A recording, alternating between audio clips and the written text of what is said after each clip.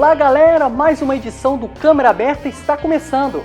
E no programa de hoje vamos conferir uma matéria sobre o Parque Municipal. Que tal curtir um pouco de música? No quadro Playlist, vamos conhecer a banda Cataventoré. E ainda você não pode perder uma reportagem sobre a realidade de uma geração onde a tecnologia e a mordomia vêm em primeiro plano. Estamos falando da geração Y. Fique com a gente, o Câmera Aberta está no ar.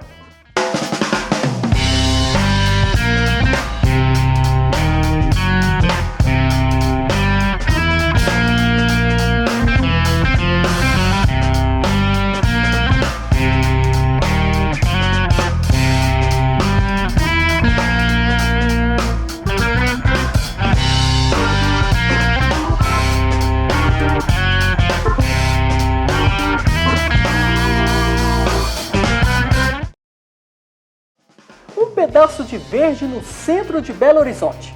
Projetado no século XIX, antes mesmo da capital mineira, o Parque Municipal Américo René Gianetti é um dos espaços de lazer mais importantes da capital mineira. A área reúne coreto, teatro e um lago emoldurado por jardins com inspiração francesa, que colecionam diversas espécies da flora nativa. A nossa repórter Isabela Melano foi conferir de perto esse patrimônio que faz parte da história da cidade e de várias gerações. Um espaço verde em meio à cidade. O Parque Municipal abre as portas para aproximadamente 600 mil pessoas por mês, entre elas visitantes assíduos, como o caso de Ana Maria. É aqui que ela pratica atividade física diária. Sempre que sobra um tempinho, de preferência nos finais de semana. Você gosta do ambiente? Gosto, tem horários da manhã principalmente bem tranquilo, bem gostoso. E não é só o Cooper que é praticado no parque onde nasceu o Clube Atlético Mineiro. Todos os sábados, cerca de 60 pessoas se reúnem para a prática do Tai Chi Chuan. Essa beleza aqui que é importante. Antes a gente fazia na academia. Esse ambiente contribui para a gente entrar em contato com a natureza, com essa energia cósmica que é a nossa energia, né? Então a gente faz um movimento redondo aqui. O espaço público, essas áreas verdes nos grandes centros, como é Belo Horizonte, né?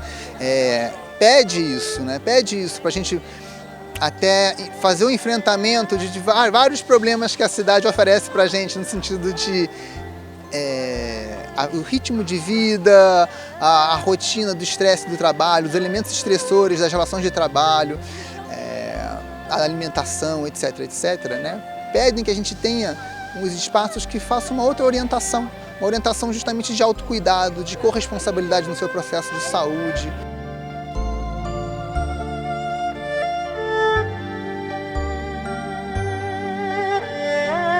Mas não é só para quem pratica exercícios físicos que o Parque Municipal dá as boas-vindas. Há também aqueles que veem no local uma boa pedida para entrar em contato com a natureza e passar um tempo com a família e amigos. Geralmente a gente costuma, quando a gente está tranquilo assim no trabalho, aí a gente vem dar uma folga, dar uma descansada, né? É muito bom porque é muito tranquilo, você vê assim, tanto verde, né? E nos dias de hoje a gente não tem essa percepção assim do verde. E quando a gente vem para o parque a gente tem essa noção, né, da paisagem, a gente senta aqui e só observa mesmo.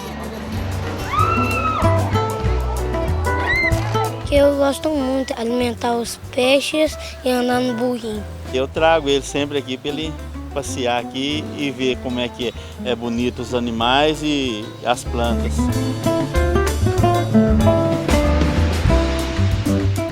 O Parque Municipal foi inaugurado dia 26 de setembro de 1897, 2 meses antes da própria capital mineira ser inaugurada. Com uma área inicial de 555 mil metros quadrados, o Parque Municipal Américo René Gianetti era o sonho do arquiteto e paisagista francês Paul Villon de construir o maior parque urbano da América Latina.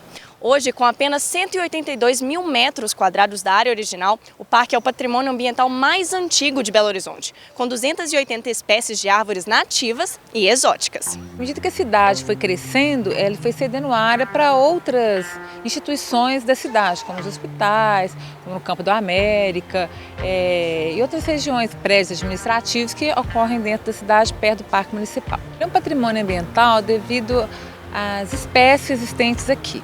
O projeto paisagístico dele é um projeto muito interessante. Esse parque ele foi totalmente projetado por um arquiteto francês, que fez o parque todo no estilo inglês, e ele era para ser uma ilha de romantismo dentro da cidade de Belo Horizonte. As plantas que aqui foram utilizadas foram plantas que vieram das chácaras, né, do entorno da cidade, que vieram para ornamentar o parque, e vieram plantas também que foram trazidas do Jardim Botânico do Rio de Janeiro. Muitas dessas plantas, elas eram plantas que eram utilizadas em outros países do mundo, que Dom João tinha trago para colocar no Jardim Botânico, porque naquela época era muito difícil as pessoas conseguirem sair para fora do Brasil para ver espécies exóticas. Então ele trouxe essas espécies, que são muito exuberantes, para dentro do Parque Municipal, para poder ser observados. Junto com isso, né, o arquiteto paisagista, que foi o Paul Villon, ele colocou algumas espécies nativas também, então ficou uma mescla. Hoje o parque tem 50% de espécies nativas e 50% de espécies exóticas, tanto na sua arborização como nas plantas ornamentais. Naquela época eram grandes gramados com árvores. À medida que essas árvores foram crescendo, né, foram tendo mais sombra, áreas mais sombreadas, a vegetação embaixo foi sendo modificada, onde eram gramados, viraram áreas hoje de forrações, áreas com arbustos, e com isso aumentou muito a diversidade da vegetação existente. O que a gente tenta manter é o conjunto da arborização e manter os desenhos e os traçados. O Coreto, que é a região Coreto, ela já tem um paisagismo diferente. O projeto arquitetônico lá é todo no estilo francês, que são jardins mais geométricos, mais bem recortados. A gente tenta manter também o padrão, né, do jardim, porém modificando somente as flores, mas sempre mantendo o local florido. E em meio à folhagem, monumentos contam um pouco da história da capital mineira. A maior parte dos monumentos eles eram de outras áreas da cidade. À medida que as outras áreas foram dando espaço para outros prédios, eles foram vindo aqui para o Parque Municipal. Um deles que eu acho que é muito interessante é o Bebedouro dos Burros. O Bebedouro dos Burros ele ficava fora do parque, na Praça Afonso Arinos, e ele servia de um local para que os animais pudessem beber água, né, no antigo curral. E à medida que a cidade foi crescendo, ficou sem lugar para vir, ele veio aqui para o Parque Municipal. E hoje, no entorno dele, a gente tem uma área bem ajardinada, bem bacana, ele virou um dos monumentos mais visitados atualmente. Outro também é a Anita Garibaldi, né? Quando ela veio para a cidade de Belo Horizonte, ela era em outra praça, só que a sociedade mineira era muito conservadora, não queria saber, nossa, mulher, monumento de mulher, e trouxe para dentro do parque para ficar escondida. E assim teve outros, né? Outras esculturas também. E não são só os monumentos que têm história para contar. Seu José trabalha no parque há mais de 45 anos. Foi aqui que arrumou o primeiro emprego como ajudante de pipoqueiro. Hoje, não só ele, mas os filhos também trabalham ali. Eu já trabalhei com carrinho de pipoca. A primeira coisa que eu fiz foi carrinho de pipoca. Mas trabalhava de ajudante com meus parentes. Depois consegui um carrinho de pipoca para mim, continuei trabalhando, depois consegui um carrinho de fruta. Continuei com os dois, com o carrinho de fruta e o de pipoca, entendeu? Eu fui praticamente criado dentro desses parques. Minha filha também foi criada tudo aqui, solta aqui dentro desse parque, desde criança. Foi criada aqui dentro.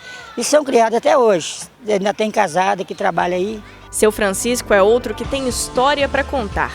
O fotógrafo Lambi Lambi chama o parque de casa. Todo mundo acha que o Lambi Lambi é uma coisa e a outra, muito diferente.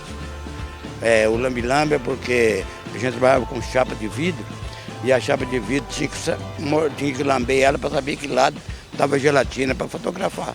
Hoje é digital. O Parque Municipal, mais do que a minha casa, que eu confio mais com o Parque Municipal do que com a minha casa. Eu adoro o Parque Municipal, tem ele é minha vida.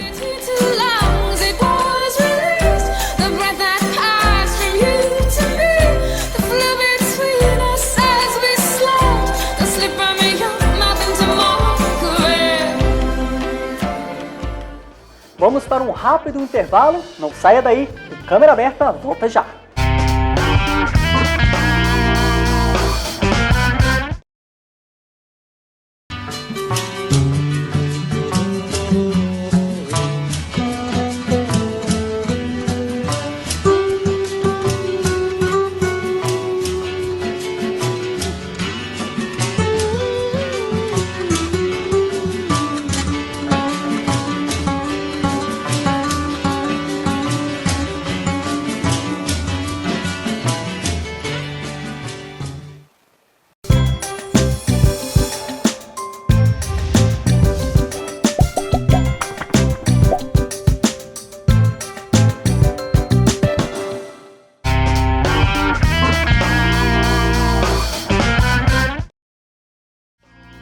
A banda Cataventoré surgiu há 13 anos nos gramados da Faculdade de Música, aqui da UFMG.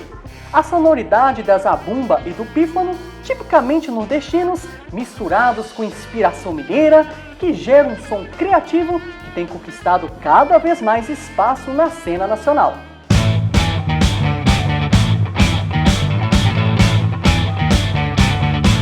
Felipe Bastos, percussão. Júlio Zabumba. Matheus Oliveira, percussão. Chico Bastos, cavaquinho e pife. Daniel Magalhães, pife, e a gente é da banda Cataventoré.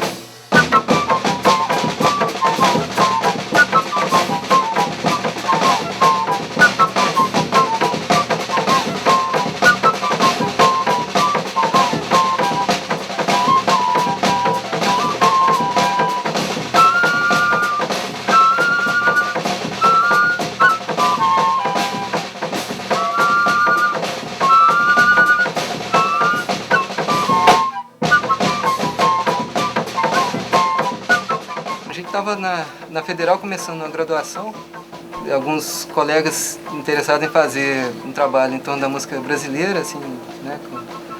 E aí a gente teve experiências recentes na época com banda de pife, né? Eu viajei para o Ceará, fui conhecer as bandas lá. O Marcelo Chiaretti, que é um outro dos fundadores, também viu o pessoal de Caruaru lá em São Paulo. E aí foi aí a gente, quando reuniu para começar no primeiro ensaio, né, de o que a gente vai fazer e tal, como é que é. Aí a gente decidiu ali naquele primeiro ensaio de trabalhar na formação de banda de pífano. Na verdade, muita gente entrou e saiu já desde o início da banda, né, e essa formação atual, né, tem uns 2 anos que a gente está trabalhando.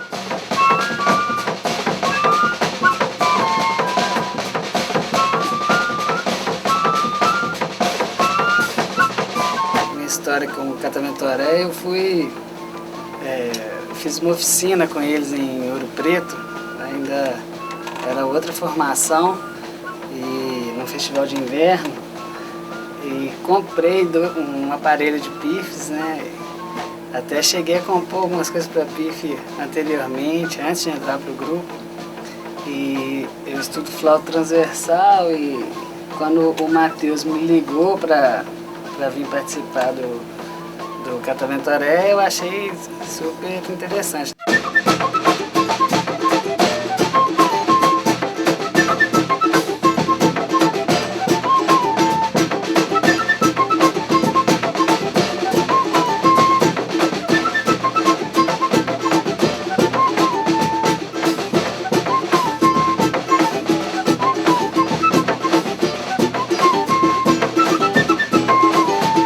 Banda de pífano são grupos assim tradicionais muito antigos, coisa que vem da Idade Média, né? E isso criou raízes muito antigas lá no Nordeste, em Minas também. E são grupos assim tem muito a ver com as bandas de coreto, né? Só que a formação é mais concisa, né? Quer dizer, são 2 pífanos, né? O pífano é esse instrumento aqui, uma flauta transversal de 6 furos.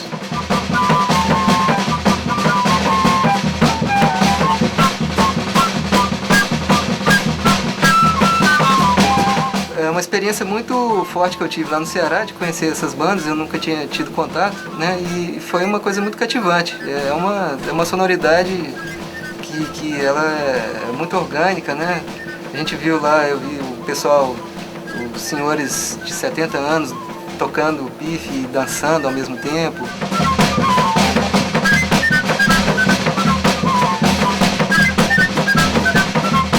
O processo de composição varia muito, né? Tem algumas composições que a gente já chega com ideias. Eu, por exemplo, minha forma de compor muito assim, fragmentada. Ela vem em consequência a essa participação, a esse processo criativo aqui nosso, de ensaio, que durante os ensaios as ideias também aparecem.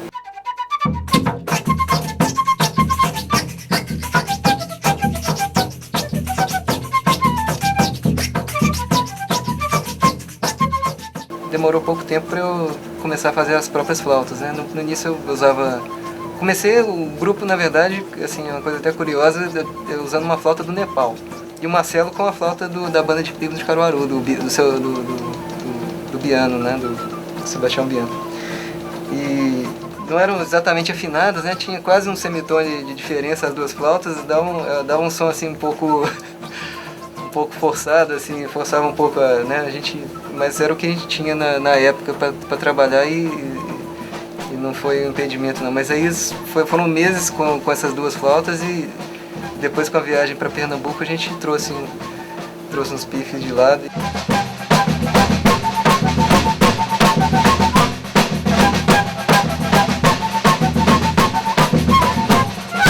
Nós temos um projeto aprovado na lei estadual, né, de incentivo para a gravação do segundo CD. Então tentando captar, ainda não conseguimos. Então, o projeto do CD ele vai acontecer, eu acredito, no ano que vem, né? Assim, via lei ou não, assim, mas a gente já está com isso já em foco. Né?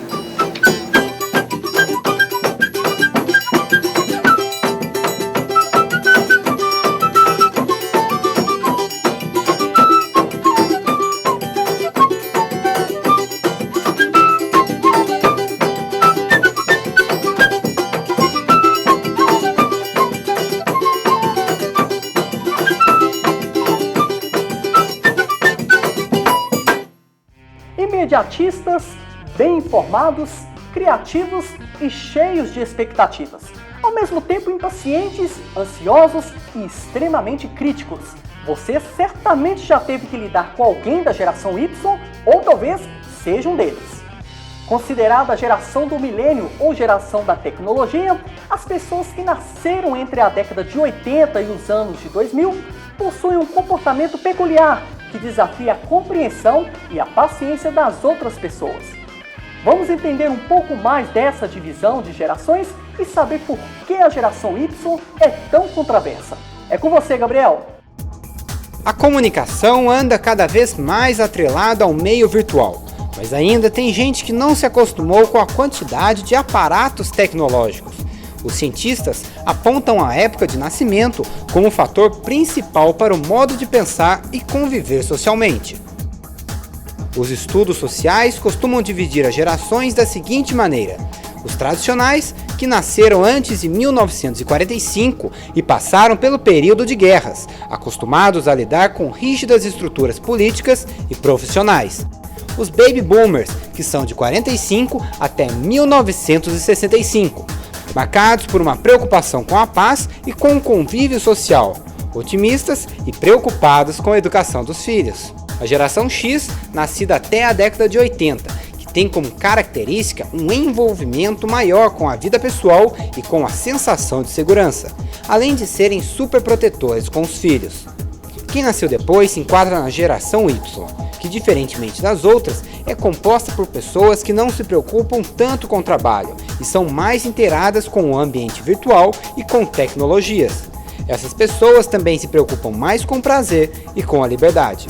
Existe também quem considere uma nova geração, a Z, marcada por ser multiconectada e envolvida diretamente com novas tecnologias e formas de comunicação. É composta por quem nasceu no fim da década de 90 para frente. Quando a gente trabalha com esse tipo de denominação, geração X, geração Y, você consegue ver características comuns a uma determinada geração que está ali num determinado contexto de mundo e aquele contexto de mundo influenciando nas ações daquelas pessoas. A revista norte-americana Time classificou a geração Y como ansiosa, preguiçosa, alienada, narcisista e gente fina. Será? Cada um é cada um. Tipo assim, eu acho que depende muito da pessoa. Não dá pra você ficar generalizando. Mas eu acho que hoje em dia as pessoas realmente elas estão muito narcisistas. Eu acho que, tipo assim, elas pensam muito nelas, principalmente, tipo assim, eu penso em mim antes de pensar em qualquer pessoa, lógico, tipo assim, eu acho que é uma coisa normal, sei lá. A facilidade que a tecnologia tá dando pra gente, a gente vai ficando mais preguiçoso, a ansiedade vai chegando. A minha vida também é um pouco corrida, eu estudo, eu trabalho, né, em 2 lugares. E a gente tem que estar sempre, sei lá, agilizando para poder sobrar tempo. Eu sou um bocado ansioso também. 1000 vezes ficar na frente da televisão do que sair, poder caminhar, uma coisa do tipo. Hoje os jovens, com certeza, eles estão mais exigentes, correria maior, cada vez mais interligado à internet, acessando sites, sempre ligado, né? Então, com isso, você deixa de ter um pouco o seu lado social pessoal. Eu procuro fazer certo o compromisso do dia a dia, mas eu tenho meu lazer, eu gosto de jogar meu futebol, dar minhas corridas, fazer meus exercícios, entendeu? E privatizar também as horas de lazer, lendo livros, esse tipo de coisa. E os jovens esqueceram as horas de lazer? Ah, esqueceu tudo. Ninguém, você vê, o pessoal agora tá... Eu falei com meu sobrinho, esse negócio dele é computador, internet, joguinho. Eu falei, menino, vai estudar, não sei, estudar, eu já fiz minha tarefa de casa, sabe, rápido. Vai jogar uma bola, fazer um exercício, vai meditar. Eu tenho um restaurante e sempre sentam pessoas que todas pegam o celular e ficam mandando mensagem e não conversam entre si. Eu acho que os jovens de hoje exageram no computador, estão ficando meio torpes, sem entender os valores do passado, os valores dos grandes homens e das grandes coisas. Confundem um livro com um computador, que é completamente diferente. Quando você lê um livro, você lembra muito. Se você lê um livro no computador, você esquece tudo. As imagens são virtuais, não fixam na cabeça da pessoa. Eu acho que está havendo muito exagero em relação ao computador. Assim como existia, às vezes, muito exagero em relação ao trabalho no passado. Uma das características da tal geração Y é o contato com a tecnologia. Nós estamos na Savassi e por aqui, de fato, o número de jovens que passam colados aos celulares é muito grande. Mas o que mais chama atenção mesmo é que os mais velhos também não conseguem desgrudar desse aparelho. No meu caso, isso aqui é porque eu já acabei as minhas tarefas. Tipo assim, agora eu já vou voltar para a empresa. Aí eu gosto de escutar uma musiquinha light, né, para dar uma relaxada. Mas só isso também, chegar lá, eu largo isso aqui e vou fazer meu exercício à noite que eu gosto. É o dia a dia mesmo das grandes cidades, né? A correria, né? Cada vez mais você sendo cobrado por ter um desempenho melhor no lado profissional. Então, ou seja, você sempre tem que se sobressair com relação ao seu colega do lado, né? Então você tem que estar se privando mais do seu lado pessoal e correndo mais para o lado profissional. A tecnologia foi entrando na vida da geração X, né? Então, as pessoas foram se adaptando àquilo, absorvendo, né, as novas tecnologias, internet. Então, isso foi entrando na vida deles, né? No caso da geração Y, o que a gente percebe? Eles já chegaram com a tecnologia instaurada, né? Então, eles já entraram no mundo globalizado. Eu calculo que isso necessariamente vai dar problemas e que haverá no futuro, depois de uma crise como essa que nós estamos vivendo, um equilíbrio da situação. Ou seja, vai se voltar ao passado, tentando equilibrar o passado com o presente e o futuro que eles estão vivendo, entendeu? Bom saber que ainda tem gente que sabe aproveitar a vida longe da tecnologia. O Câmera Aberta de hoje chegou ao fim, mas na próxima semana a Lígia Oliveira estará de volta trazendo mais novidades. Não deixe de acompanhar a nossa programação pelas redes sociais que aparecem na tela. Um grande abraço e até a próxima. Tchau!